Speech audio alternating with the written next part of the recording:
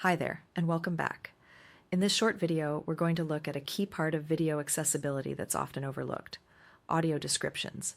Specifically, we'll talk about best practices and walk through what makes a description acceptable versus what makes it insufficient under the new Title II standards. What is audio description?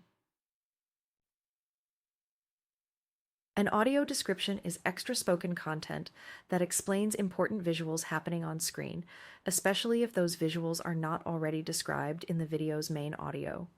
Describing visuals, especially in a lecture or lesson, is essential for students who are blind or have low vision, but it also helps anyone who cannot see the screen clearly and anyone with learning differences.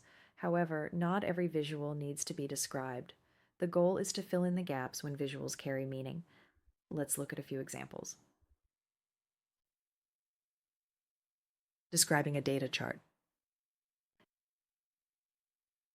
Looking at the chart to my left, an insufficient description would be, as you can see, the orange section shows where the majority of funds are going.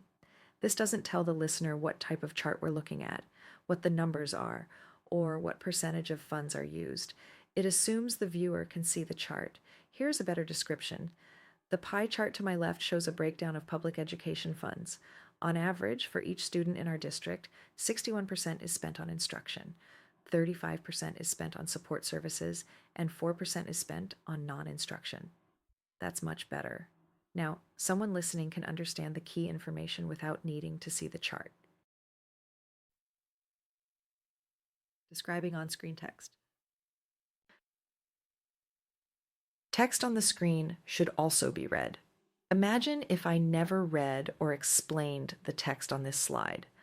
If I say something like, "As you can see, the assignment due dates are to my left," this would create an immediate barrier for many students in the room. Instead, I should say, "The graphic to my left states that all assignments are due by 11:59 p.m. each Sunday. Please be sure to note this in your phone or calendar. This ensures that everyone knows the information I'm trying to share." Describing a process. If you're demonstrating a process in an image or video, be sure to carefully describe each step.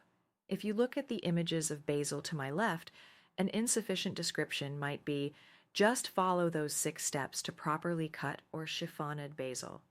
Again, this doesn't describe the process, and anyone watching might be confused. Instead, I should say, the image to the left demonstrates how to properly cut basil. First, stack the leaves.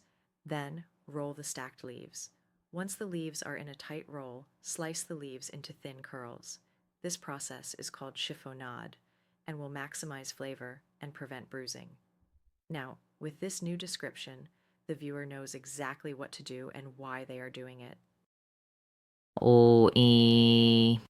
Final thoughts. So, how do you make sure your video includes acceptable audio description? Here are a few simple tips.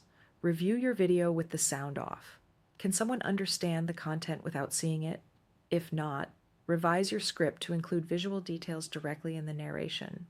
Or, review your PowerPoint or Google Slide lecture. What images need detailed descriptions when you lecture or present the material? Make notes for yourself so that when you come to those images, you describe the meaning of each one. Remember, accessibility isn't about adding more work. It's about making sure the work you've already done reaches every student.